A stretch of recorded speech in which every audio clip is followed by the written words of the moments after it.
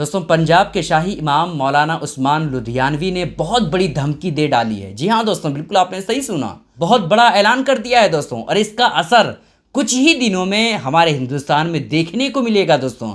दरअसल कश्मीर के पहलगाम में आतंकवादियों ने जो हमला किया था, उसकी वजह से कुछ नफरती चिंटू जो आपस में धर्म की वजह से लोगों को लड़ाना चाहते हैं, उन लोगों ने कहा था कि भारत के मुसलमानों को भारत को छोड़ करके कहीं और चला जाना चाहिए था, पाकिस्तान चला जाना चाहिए। इस पर पंजाब के शाही इमाम मौलाना उस्मान लुधियानवी ने जो धमकी दी है वो बहुत बड़ी धमकी है।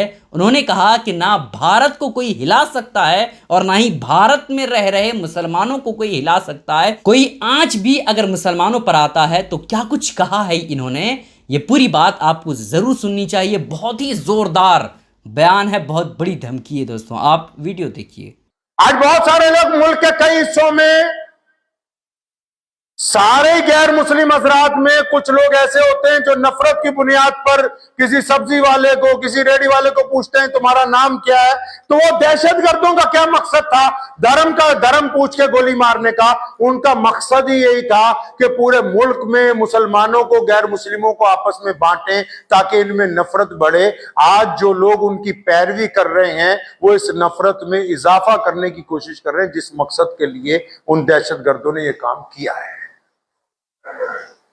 इस बात को भी आप ज़हन नशीन रखिए, चाहे वो मुसलमान हो या गैर मुस्लिम हो।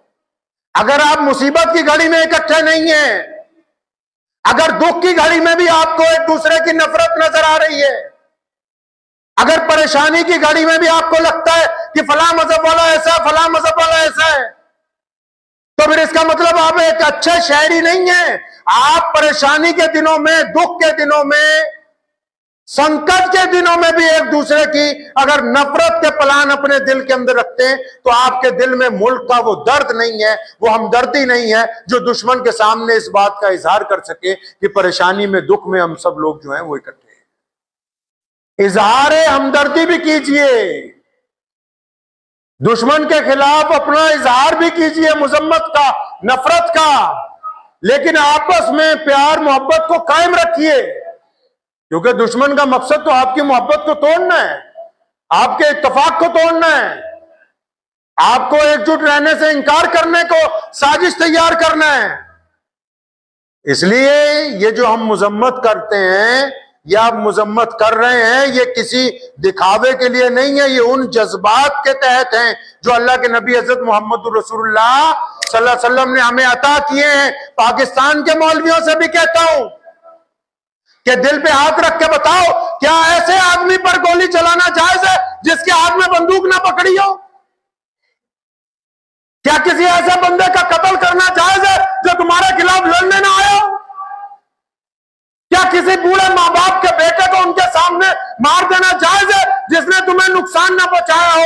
अगर ये कहते हो कि ये जुल्म है, ये नाजायज है, तो फिर अपने ही हुकूमत में अपने ही लोगों को ये बात बताओ कि पूरी दुनिया में इस्लाम सबसे बड़ा मजहब इसलिए बना है कि हमने पूरी दुनिया के सामने मोहब्बत का इजहार किया, दुनिया के सामने मज़ाहिब से उठ के बात की है। तो आज आपको भी इस बात की मुजम्मत करनी होगी कि अगर किसी ने इस्लाम का नाम लेके किसी को कत्ल किया है तो आपको अपनी जुबान से कहना होगा कि इस्लाम इन कातिलों के साथ कोई ताल्लुक नहीं रखता है। ये हमारे दीन की तालीमात हैं, ये किसी का खौफ नहीं है, ना किसी हुकूमत की चमचागिरी है, ना हमको किसी से कोई रिवॉर्ड चाहिए। जब अंग्रेज के खिलाफ हम लड़े, जब हिंदू पानी और मुसलमान पानी के मटके हमारे दादा ने तोड़े, जब अंग्रेज के खिलाफ उसके दांत खट्टे किए, उस वक्त भी मकसद किसी को खुश करना नहीं था, मकसद यही था कि हम अपनी जमीन के लिए, अपने रब की रजा के लिए लड़ रहे हैं। इस बात को आप ज़हन नशीन रखें। बार बार कहता हूं मुसलमानों से भी खासकर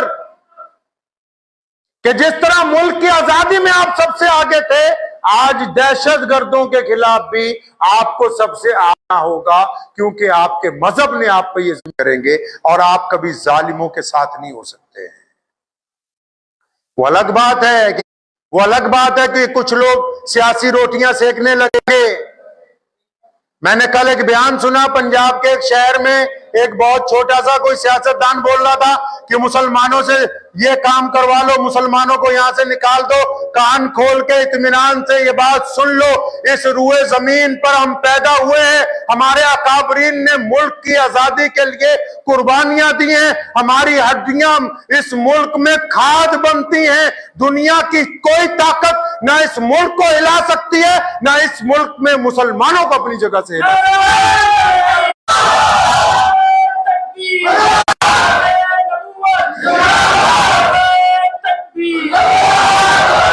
और ये जो हम दहशतगर्दों के खिलाफ हैं, दहशतगर्द कान खोल के सुन ले, चाहे वो पाकिस्तान की तरफ से आए हो, चाहे वो दुनिया की किसी और बड़ी ताकत के मानने वाले हो, उनको कान खोल के कहता हूं सुन लो, अगर दहशतगर्दी करनी है अपनी औकात अपना नाम लेकर करो। अगर इस्लाम का नाम लेके करने की कोशिश करोगे, अगर मुसलमानों को बदनाम करने की कोशिश करोगे, तो हुकूमत और तमाम लोग तो पीछे होंगे, मुसलमान पहले तुम्हें खत्म करने के लिए अगली सफ में रहेंगे इंशाअल्लाह। क्योंकि हमारा मजहब इस बात की हमें इजाजत नहीं देता। अपने मुल्क के बोती भाइयों के साथ जितनी भी कौमें इस मुल्क में रहती हैं, हमारे बुजुर्गों ने उनके कंधे से कंधा मिला के देश की आजादी लड़ी है।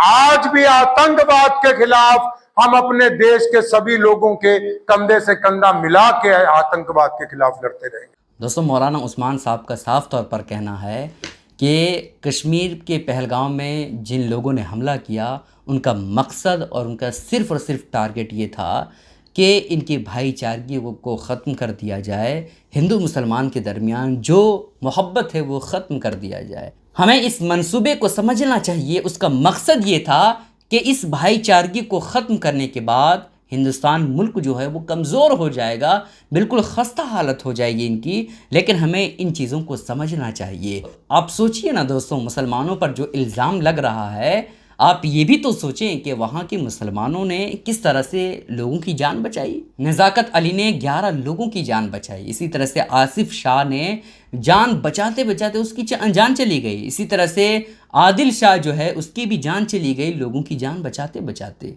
तो असल पॉइंट को समझे, आतंकवादियों का मकसद यही था कि हिंदुस्तान को कमज़ोर किया जाए। लेकिन हमें मतलब को समझना चाहिए। आप लोगों से गुजारिश है कि इस क्लिप को ज़्यादा से ज़्यादा शेयर करें ताकि हर हिंदू मुस्लिम भाई को ये बातें समझ आ जाए। अस्सलाम वालेकुम रहमतुल्लाहि व बरकातहू।